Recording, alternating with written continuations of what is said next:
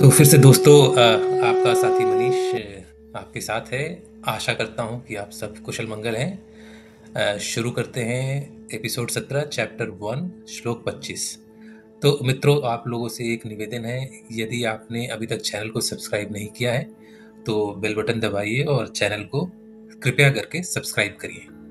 तो शुरू करते हैं। तो परिवार या कुनबा या वंश की बात करें तो सब कभी ना कभी मोहित हो ही जाते हैं।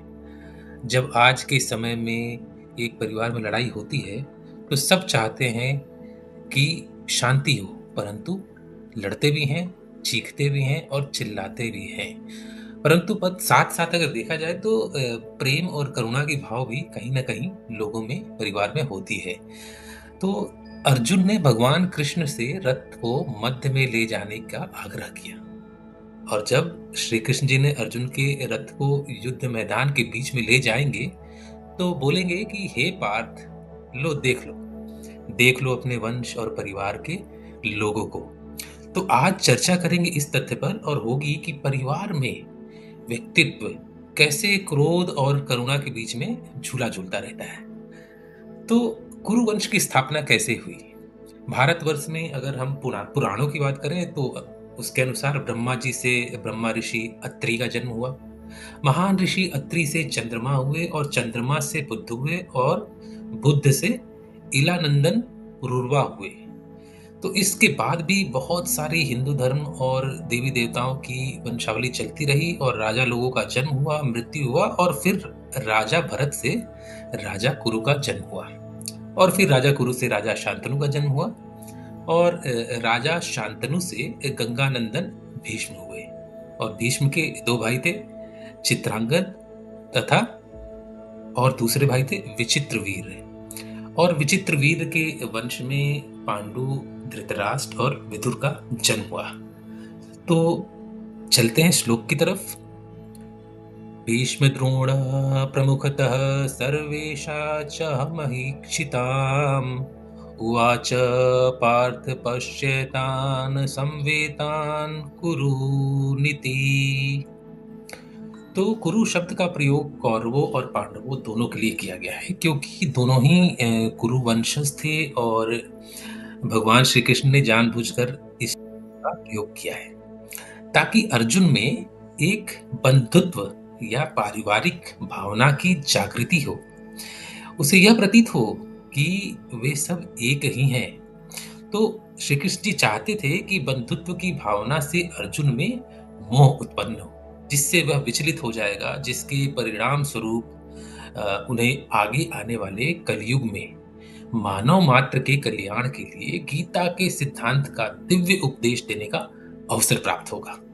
तो इसलिए उन्होंने धृष्टा नाम की जगह या धृतराष्ट्र के पुत्रों के स्थान पे कुरु वंशज शब्द का प्रयोग किया है। तो अगर हम आज मॉडर्न लाइफ में अगर हम एक डॉक्टर की बात करें, और मुख्यतः डॉक्टर नहीं, एक सर्जन की बात करते हैं, तो जिस प्रकार एक सर्जन फोड़े की पीड़ा को ग्रस्त रोगी को पहले उसके फोड़े को पकाता है, औषधि देता है और उसके बाद सर्जरी करता है, उसी प्रकार भगवान श्री कृष्ण ने भी पहले अर्जुन के भीतर छिपे हुए मोह को जागृत किया ताकि बाद में उसे नष्ट किया जा सके। तो श्री कृष्ण और अर्जुन के इस श्लोक नंबर 25 से क्या शिक्षा मिलती है? तो कृष्ण जी पांडवों और खासकर अर्जुन को उपदेश देते हैं कि युद्ध करो, जीतो, लेकिन उन्होंने ऐसा किया नहीं। सीधे सीधे बोल सकते थे कि भाई आपको युद्ध करना है, लड़ाई हो रही है और युद्ध के मैदान में आपका धर्म है क्षत्रिय होते हुए कि आप युद्ध करें, जीते या हारे, वो बात की बात है। लेकिन पहली बात अगर हम देखें कि श्री कृष्ण जी दूसरों की भावना और उनकी सोच की सीमा को समझते थे। दूसरा है कि श्री कृष्ण जी चेतना, कर्म और ज्ञान जगाना चाहते थे ताकि अर्जुन और सेना स्वयं फैसला करे। और तीसरा, वो अपना आदेश किसी पर प्रभावित नहीं करना चाहते थे। वो जानते थे कि अर्जुन शोकाकुल होने वाले हैं और इसका रीजन था कि वो अपने परिवार या वंश के विनाश को देख रहे हैं। तो क्या सीखें हम आज इस कलयुग में अपने व्यवहारिक जीवन में इस श्लोक से? तो निष्कर्ष क्या है? तो तो हमें 3 निष्कर्ष निकालने हैं आज के श्लोक से। पहला, किसी पुरुष या स्त्री के सोच की सीमा या बाउंड्री का सम्मान करें। अगर कोई आपसे कुछ नहीं पूछे तो मुफ्त में ज्ञान या सलाह देने की जरूरत नहीं है, और चाहिए भी नहीं, क्योंकि इसका सम्मान नहीं होता है और मतभेद पैदा कर सकता है। अगर आप देखें, श्री कृष्ण जी मुफ्त में ज्ञान देते तो अर्जुन को एहसास नहीं होता कि वो क्या बोल रहे हैं। इसलिए श्री कृष्ण जी ने अर्जुन को दुख की अवस्था में जाने दिया। दूसरा, अगर आप किसी को अच्छी सलाह भी देंगे तो वो सोचेगा कि आप अपने आप को बेहतर समझते हैं, सुपीरियर, या आपका कोई शायद मतलब है।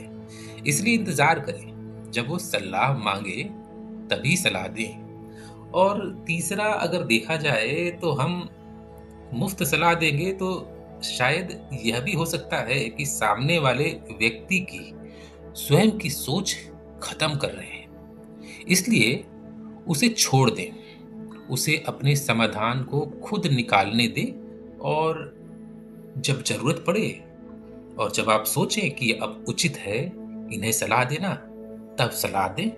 तो कृष्ण जी ने भी यही किया। कृष्ण जी ने क्या किया? उन्होंने छोड़ दिया अर्जुन को विषाद की अवस्था में जाने के लिए। वो दुखी हैं, वो चाहते हैं कि वो रियलाइज करें, वो दुखी हों, और बाद में श्री कृष्ण जी ने गीता के माध्यम से ज्ञान, धर्म, चेतना का जागरण किया। तो विदा लेते हैं दोस्तों। आपका दिन शुभ हो, सुख का सदैव अनुभव करें। जय श्री कृष्णा दोस्तों, मिलते हैं नेक्स्ट एपिसोड में।